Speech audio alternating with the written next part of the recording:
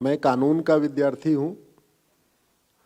तो मेरा जो रिसर्च ये है कि जितना काम मुगलों ने तलवार के दम पे किया था, जो जो काम मुगलों ने तलवार के दम पे किया था, कन्वर्जन कराया था, लूटा था, बांटा था, धर्मांतरण कराया था, जितना काम उन्होंने तलवार के दम पे किया था, वो सारा काम अंग्रेजों ने कानून बना के किया था। लेकिन उससे भी बड़ी दुख की बात है, आजादी के बाद की हमारी सरकार ने भी, नाम नहीं लेना चाहूंगा, अंग्रेजों के सिस्टम को आगे बढ़ाया और एक नहीं 50 कानून उन्होंने बनाए हैं। उसमें से कई कानूनों को मैं चैलेंज कर चुका हूं। उदाहरण के लिए, जब 1950 में आजाद हुआ, संविधान में था देश में समान नागरिक संहिता होगी, तो नेहरू जी ने समान नागरिक संहिता नहीं बनाई, उन्होंने हिंदू मैरिज एक्ट बनाया। क्योंकि समान नागरिक संहिता बनाने के लिए अंग्रेजों के 1837 के शरीयत एक्ट को खत्म करना पड़ता, तो शरीयत एक्ट खत्म न करना पड़े इसलिए समान नागरिक संहिता लागू नहीं की और बल्कि हिंदू मैरिज एक्ट और कर दिया। 1991 में कांग्रेस ने कानून बनाया कि अब आप अयोध्या के अलावा और किसी मंदिर के विषय को कोर्ट ले ही नहीं जा सकते। नाम रखा सर पूजा स्थल कानून, बड़ा प्यारा नाम।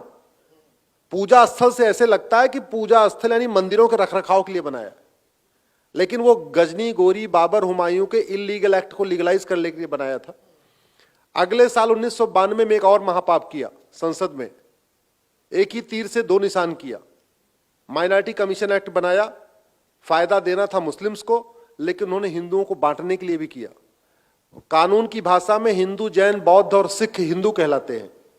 सारे कानून हिंदू, जैन, बौद्ध, सिख के लिए एक होते हैं, लेकिन 1992 में पहली बार कानून बना के जैन को माइनॉरिटी बना दिया, बौद्ध को माइनॉरिटी बना दिया, सिख को माइनॉरिटी बना दिया, हिंदू को अलग कर दिया। तीसरा कानून बनाया उन्होंने वक्फ एक्ट, इतना घटिया कानून कि अभी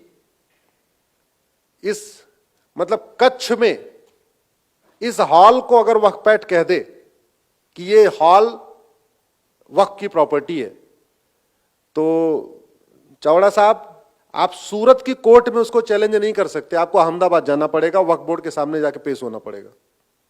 ऐसा घटिया कानून। उस कानून को बनाया गया कन्वर्जन कराने के लिए। उसका जो सबसे बड़ा इफेक्ट क्या है कानितकर सर, अब जैसे मध्य प्रदेश के भोपाल से झबुआ 500 किलोमीटर दूर है। झबुआ के आदिवासी जिसने कभी थाना नहीं देखा, तहसील नहीं देखी, झबुआ की कोर्ट नहीं देखी, तो भोपाल तो देखना उसके लिए तो मतलब वो तो अलग ही बात हो गई, उसके लिए आसमान हो गया भोपाल तो। अब वो झबुआ में वक्फ बोर्ड नोटिस भेजता है, कहता है ये जो जमीन है ना, ये जंगल, ये वक्फी प्रॉपर्टी है, खाली करो।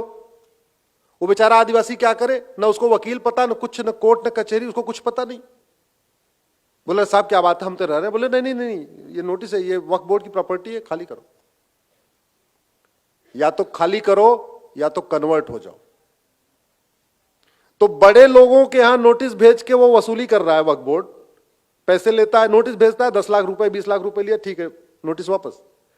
लेकिन ट्राइबल एरिया में दलितों का वो धर्मांतरण करा रहा है।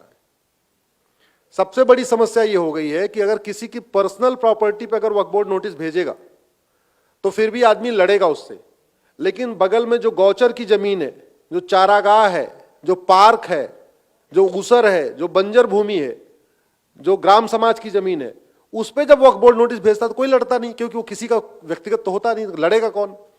और ऐसी जगह जहां 500-600 किलोमीटर आपको लड़ने जाना है, अगर मेरठ मुजफ्फरनगर से लखनऊ की दूरी 700 किलोमीटर है, मेरठ मुजफ्फरनगर से कौन जाएगा गौचर भूमि के लिए और ऊसर भूमि के लिए लखनऊ लड़ने।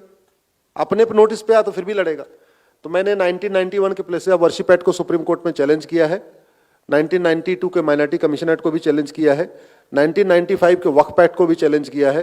2010 में उन्होंने अपने पालतू एनजीओ, पालतू पत्रकारों, पालतू बुद्धिजीवियों को फंडिंग दिलाने के लिए कानून बनाया था, FCRA कहते हैं, उसको भी चैलेंज किया हुआ है।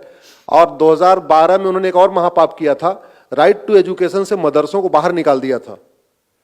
कौन कहे इस देश में समान शिक्षा लागू करने के लिए उन्होंने जो मदरसे थे भी राइट टू एजुकेशन, उसको बाहर निकाल दिया था। मैंने उसको भी चैलेंज किया है। समान शिक्षा पे अगर आप लोग गूगल करेंगे तो कल ही अभी बहस हुई है।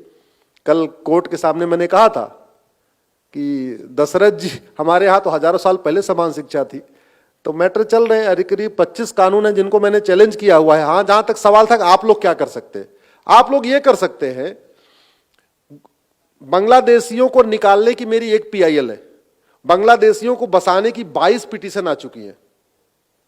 हमारे देश के रिटायर्ड जज,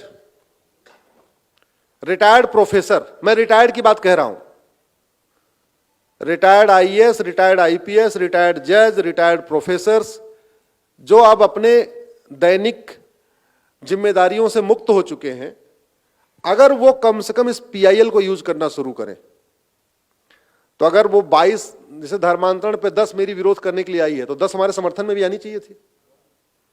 अगर वो घुसपैठियों के समर्थन में 22 आई है, तो हमारी एक ही है, तो 22 आनी चाहिए। वो इसलिए आनी चाहिए कि एक पिटीशन पे एक ही आदमी बहस करता है। तो अगर 22 पीआईएल होगी या 10 पिटीशन होगी या 5 पिटीशन होगी, तो 5 वकील खड़े होकर बहस करेंगे। लड़ाई थोड़ी बराबरी की रहेगी। कई बार वहां पे एक तरफ हम अल्पसंख्यक हो जाते हैं, सामने वाले बहुसंख्यक हो जाते हैं। मैं पप्पू हूँ, हमने टोटी चोरी कर ली, हम गधे हैं।